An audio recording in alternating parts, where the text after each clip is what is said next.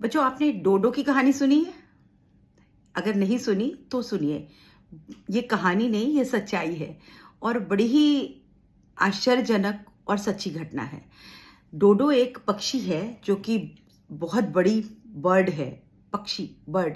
ये मॉरिशस का पक्षी है और ये बहुत विशालकाय था। एक जमाना था जब इस द्वीप पर, इस आइलैंड पे, मॉरिशस वाले आइलैंड पर बहुत सारे कोई मैमल्स नहीं पाए जाते थे। उस समय यहाँ पर ये डोडो उनमें से एक ही था। एक ही ऐसी प्रजाति थी जो मैमल था और यहाँ पर पाया जाता था। इसका कोई दुश्मन नहीं था। ये आराम से वहाँ रहता था और पक्षी, फल, बीज, फलियां खाता था और ये खाते खाते खूब मोटा हो गया।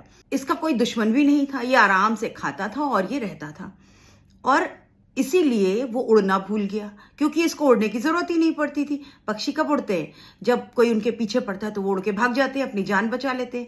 तो इसको सेल्फ डिफेंस की कभी जरूरत ही नहीं पड़ती थी। तो क्योंकि सेल्फ डिफेंस नहीं करता था तो इसका सेल्फ डिफेंस मैकेनिज्म जो था वो खत्म हो गया था और इसके उड़ने की शक्ति बिल्कुल खत्म हो चुकी थी। अब ये जमीन पर ही रह करके घोंसला बनाकर रहा करता था। जमीन पर ही चुपचाप कहीं पर अंडे दे देता था।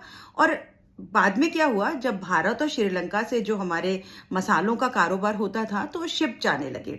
उस समय पुर्तगाली और डच लोग जो थे वो वहां पर जाया करते थे और उस आइलैंड पे रुक जाते थे और थोड़ा आराम करने के लिए। वहां पर भोजन के लिए क्या लाए, तो इस पक्षी को मार दिया उन्होंने और ताजे मांस के लिए इस डोडो पक्षी को मार दिया और मारकर उसका शिकार करके खाया। अब ये बच नहीं पाता था, उड़ पाता नहीं था क्योंकि मोटा था, बच पाया नहीं, तो इसको मार मार कर खाने लगे। उसके बाद डच जो आए, डच लोगों ने अपने जितने भी, जो उनके देश से देश निकाला दे देते थे जिन लोगों को, कैदियों को, उनको उस मॉरिशस आइलैंड पे डालना शुरू कर दिया। अब वो कैदी वहां रहने लगे। अब भोजन के लिए उनको भी कुछ चाहिए, वो भी मांस खाने वाले लोग, उन्होंने भी इसको मार मार करके खाना शुरू कर दिया और धीरे धीरे धीरे धीरे इसका खात्मा हो गया और ये बर्ड जो है, ये पक्षी, डोडो पक्षी, ये एक्सटिंक्ट हो गया। ये पूरी तरह से इसकी आबादी नष्ट हो गई, विलुप्त हो गया। यहां तक कि उसका कोई फोटोग्राफ भी नहीं है कि उसकी कोई पिक्चर बना ली जाए। तो अब क्या हुआ, उसके जो कुछ पुरानी जानकारी थी उसके आधार पर उसका एक चित्र बनाया गया। अभी इसका तो नामो निशान मिट गया था। धीरे धीरे जब वैज्ञानिकों ने खोज की तो पता चला कि कोई एक पौधा था जो मॉरिशस आइलैंड पे पाया जाता था, वो भी नहीं है अभी। बड़ी मुश्किल से ढूंढने पर मिले कि उसके 13 पौधे वहां दिखाई दिए। तब बाद में जब खोज करी वैज्ञानिकों ने तो पता चला कि अब वो वाला पेड़ भी वहां उगता नहीं है। और क्यों नहीं उगता है?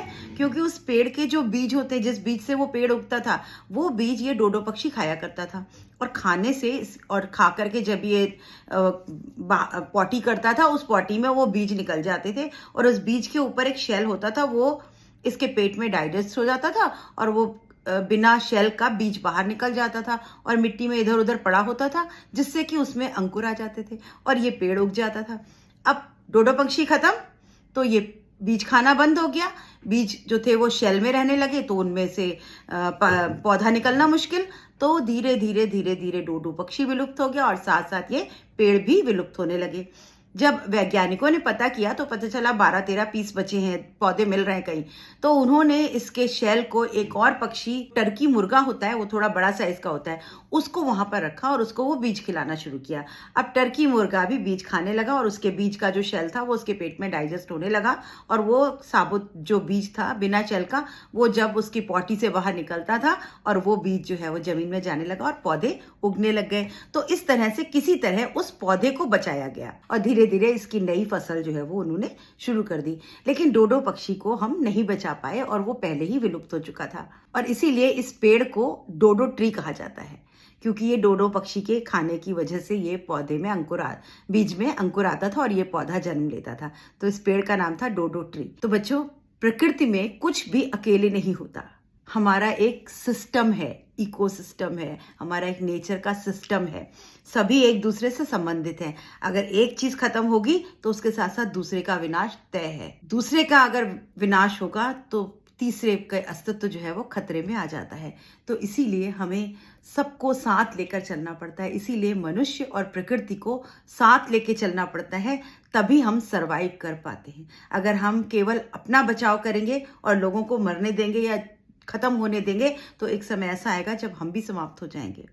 हमारा भी अस्तित्व समाप्त हो चुका हो। और दूसरा इससे हमने क्या सीखा कि डोडो पक्षी अगर खा खा के मोटा नहीं होता और उसने अपने उड़ने की शक्ति ना खोई होती तो क्या होता, उसने सेल्फ डिफेंस सीखा होता तो शायद आज वो बच पाता। तो बच्चों, सेल्फ डिफेंस बहुत ज़रूरी है। अपने बचाव के लिए सेल्फ डिफेंस जरूर करिए।